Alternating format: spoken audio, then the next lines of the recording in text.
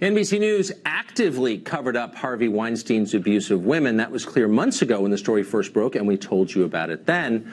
It's even clearer now. The remarkable thing is that NBC is still lying about it, but more elaborately.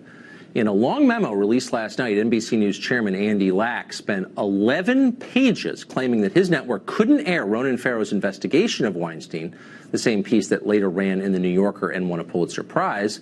There just wasn't enough evidence, Lack said. There weren't any on-the-record allegations against Harvey Weinstein. Well, that is false, and now we can prove it is. On her NBC show this morning, Megyn Kelly bravely pointed out, because she still works there, that there was, in fact, an on-the-record source against Harvey Weinstein. It was Rose McGowan.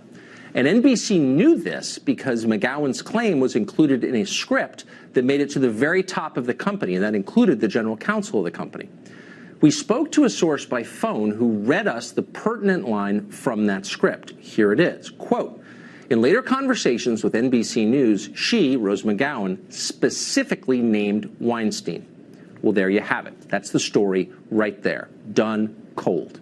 Of course, NBC also had videotape shot by police in New York of Harvey Weinstein himself confessing to abuse on camera. So they had the whole thing nailed. And they suppressed it, and it protected Weinstein. Now they're lying about it.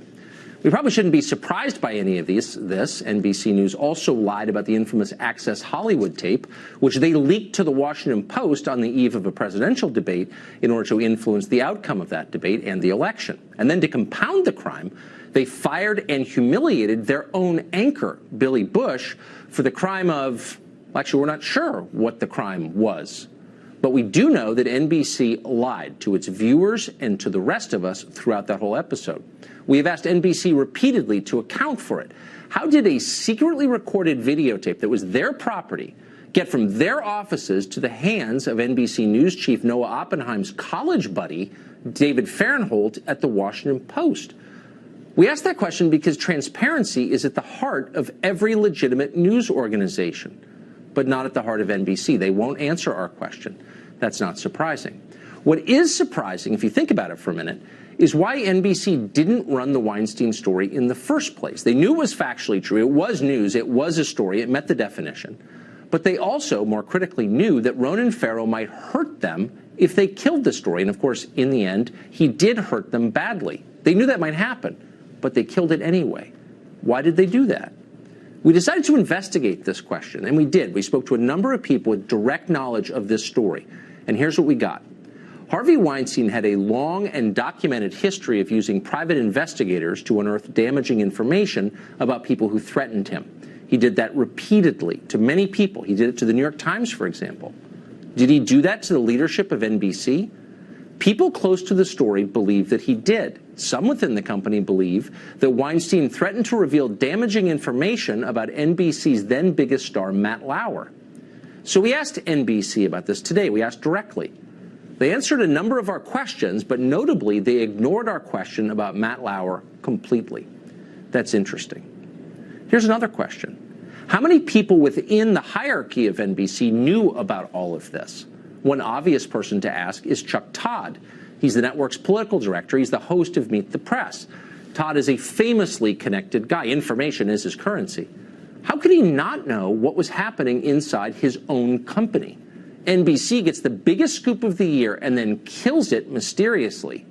Of course Chuck Todd knew. What does he think of that?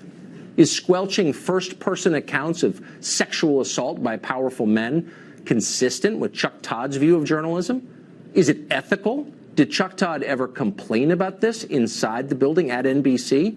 Why didn't he quit over it?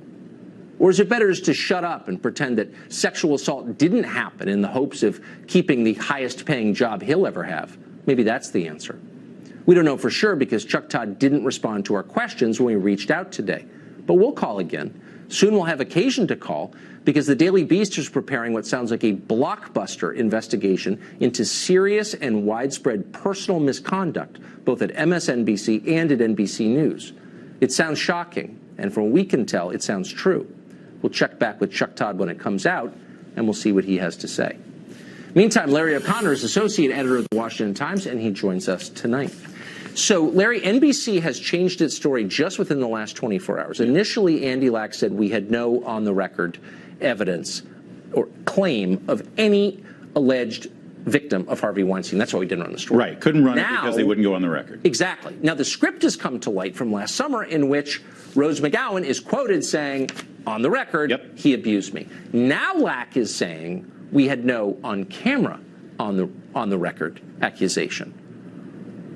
A, shouldn't he admit he lied? And B, you don't need an on-camera account to run it. Of course, especially when you've got Harvey Weinstein on video from the New York Police Department basically apologizing for the sexual assault against the one victim that sort of blew the story apart. Also, can we pause for a moment and talk about the irony of NBC News saying they won't run a story if someone won't go on the record? How many anonymous sourced stories have they run over the last year, 2 years about the Trump administration? None of those anonymous sources go on the record. So why is it different here? And why would it have to be such a good point? And a sexual assault victim, think about that for a minute. You know, it takes a lot of courage for these women to step forward and speak with Ronan Farrow, and Ronan should get tons of credit. He already has, and it's all deserved.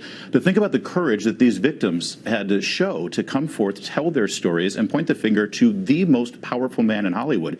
And NBC News is aiding and abetting that man by saying, you've got to show us your face. You've got to give us your name. That's outrageous what they did to these women. Look, we're all flawed and all news organizations are flawed, but covering up for Harvey Weinstein is really at a different level. I know a lot of people at NBC, and I like a lot of them. There's some decent people there for sure. But you got to wonder how some of these people can work there without having addressed it. Chuck Todd, for example. How can Chuck Todd host Meet the Press without at least issuing a statement saying, I agree with Andy Lack's lies, or I distance myself from his lies? I mean, how can we believe what he says if he's standing by this nonsense? Well, of course, Andy Lack is his boss, right? And by the way, let's not forget Mr. Oppenheim. Noah Oppenheim is the president of NBC News. His name is on these memos, too, and he's all in on the exact same story, that we didn't have anybody go on the record. They also said he's running around, by the way, running around. A lot of these executives are running around NBC Tonight, I know for a fact, telling its employees to shut up. Yeah. And that itself, I mean, I don't want to use the term cover-up, but is that the behavior of a transparent, integrity-filled news organization? No, it's not. No, it's not. And the behavior of the mafia. You mentioned Megyn Kelly showing some courage this morning, coming out and saying, listen, we've got 4 people now on this side of the equation. Ronan Farrow, his producer, Rose McGowan, and one other woman who was named in this story, saying, this is what happened. We were ready. We had it. Ronan Farrow has said that the story even made it all the way up to the general counsel of the network.